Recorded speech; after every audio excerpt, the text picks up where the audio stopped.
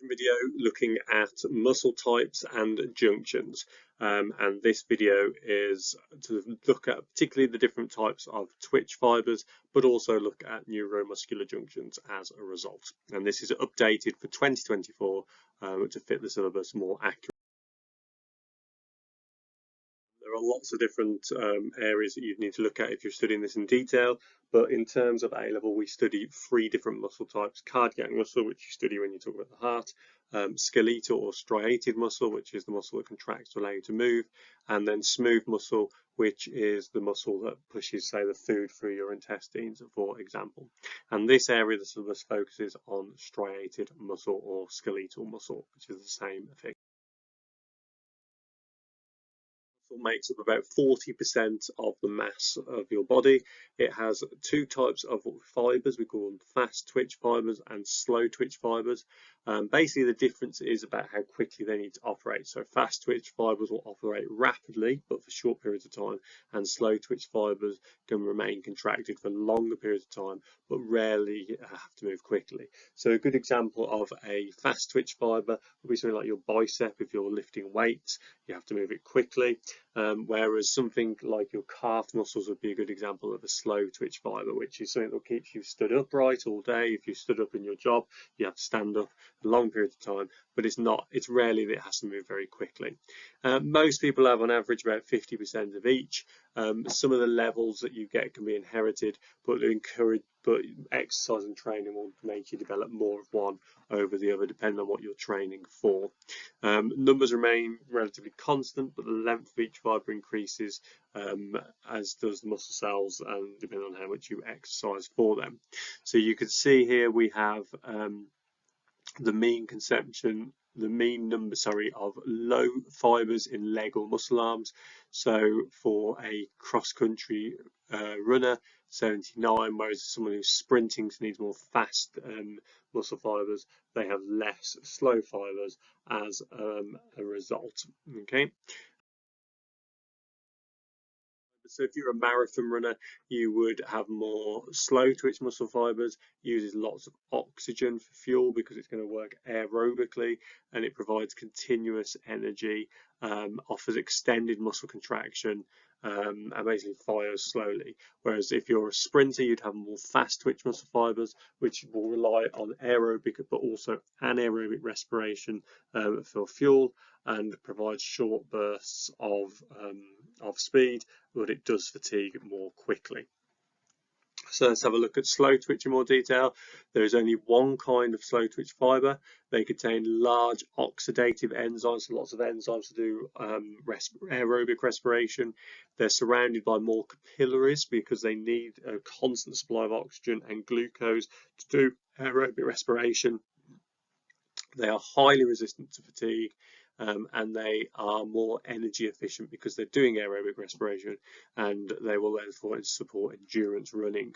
But if you train to be a sprinter, you can have 2 types of fast twitch fibers. They have small amounts of mitochondria. They're rich in glycolytic enzymes, so enzymes that do glycolysis, the anaerobic or first stage of respiration. They are fastest muscle fibers in humans. They have significant energy expenditure, so a lot of energy becomes wasted as heat, and they'll support quick.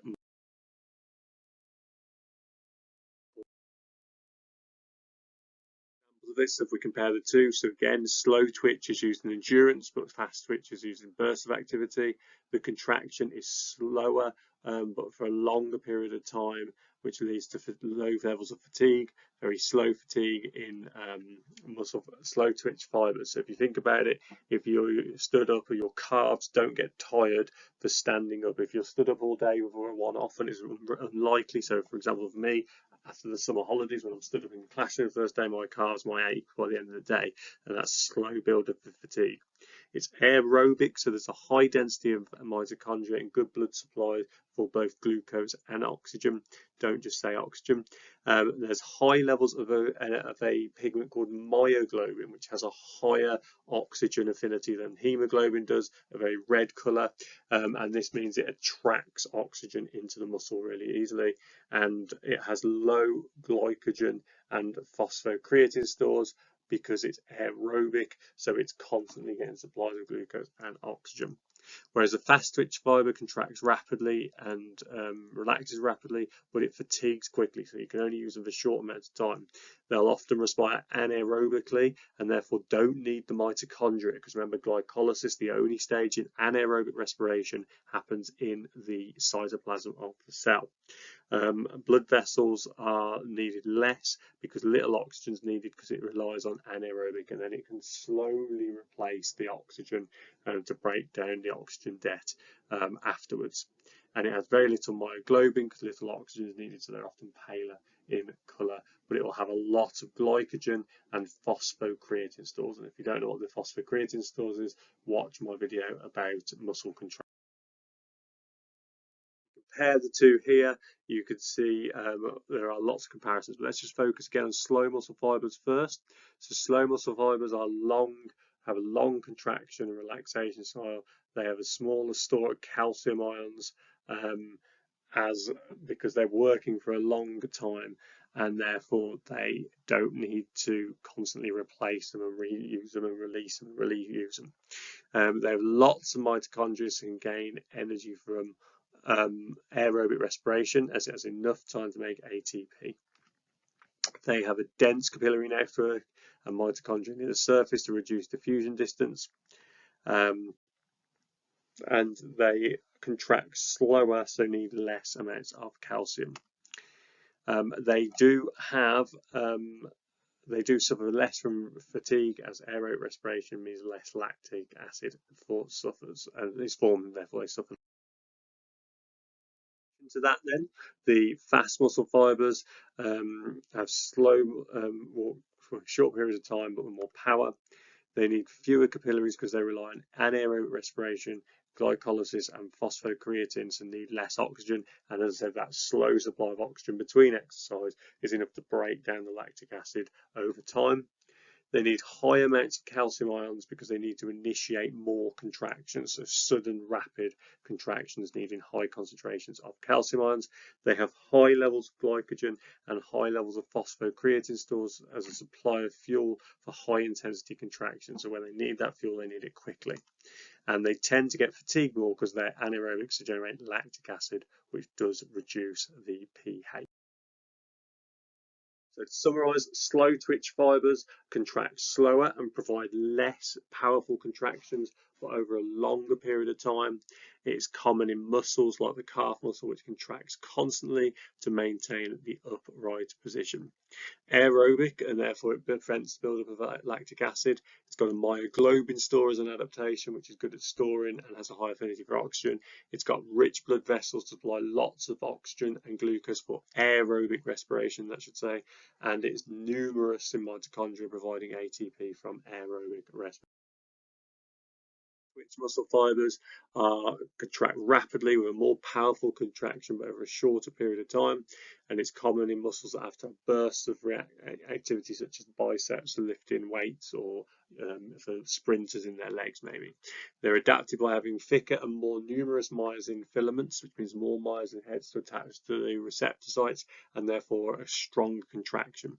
They have high glycogen concentrations as energy store.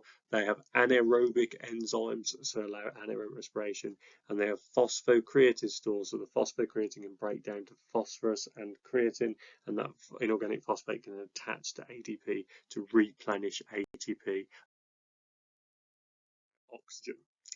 If you look at different people with different activities, endurance runners, so for example marathon runners, they will have a higher number of slow twitch fibers, which means they can continue their intensity for a longer period of time.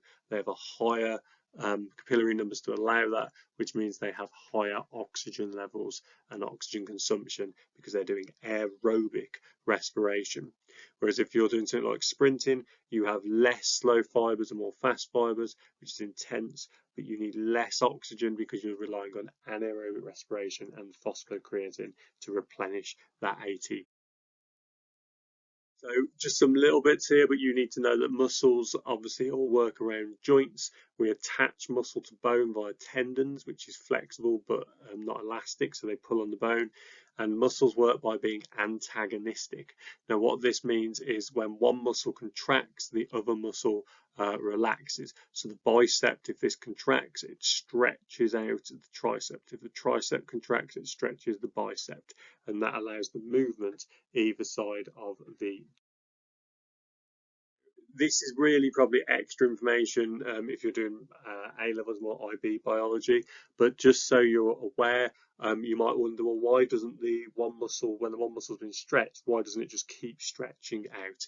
And that is because there is actually an extra filament called titin, okay, which is a muscle filament, and basically it stretches when the muscle is being stretched, and that muscle is, the energy for that is being pulled from the muscle that is contracted on the other side of the joint, and the titin basically only allows it to be stretched to a certain length. You need to know about neuromuscular junctions and how action potentials cause. You should be able to talk your way through this. Press pause and use the bullet points if you need to. But an action potential arrives at the presynaptic neuron at the end of the motor neuron. Okay, and remember the muscle is an effector. That action potential arrives, causes calcium ions to fuse in, which causes the vesicles containing the acetylcholine to do excitosis and release the acetylcholine into the synapse. That acetylcholine then diffuses across the synaptic cleft, and there are receptors just like in normal synapses on the membrane of the muscle. The membrane of the muscle cell is called the sarcolemma, and it has sodium channels which open when the acetylcholine attaches to it.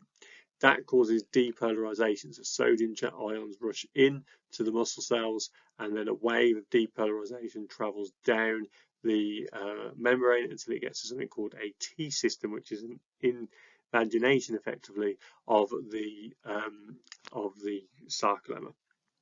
That causes then a depolarization of something called the sarcoplasmic reticulum, which releases calcium ions, which causes the muscle to contract. And that will continue for as long as the acetylcholine is being released. When the muscle contraction stops, when the impulses stop, those calcium ions will be actively reabsorbed into the sarcoplasmic reticulum using energy. Now, to stop the muscle contraction, the acetylcholine, which is in these receptor cells here, must be broken down and recycled. So an enzyme called acetylcholine esterase choline, which allows the sodium channels to close. So the acetylcholine is recycled using acetylcholine esterase, which breaks it down into ethanoic acid and into choline. These then diffuse back into the presynaptic membrane, into vesicles, using ATP to do so, and then that can be released when the next muscle contraction is needed. You might get asked to compare synapses with neuromuscular junctions. So here is this, but you might need to look at this in a little bit more detail in your book.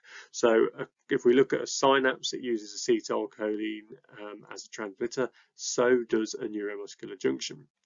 Obviously, cholinergic synapse is used between two neurons, so between the sensory neuron, the relay neuron, and the relay neuron and the motor neuron, whereas this is always between the motor neuron at the end of the reflex arc and the effector, which is the muscle. Synapses can be both excitatory or inhibitory, whereas neuromuscular junctions can only be excitatory, because cause muscle contractions. And whereas a cholinergic synapse is stimulated by an axon potential, so is a neuromuscular junction. And that shows you the link of the two and the system and how it works. So if you've got a question about the importance of synapses, this would be two of those.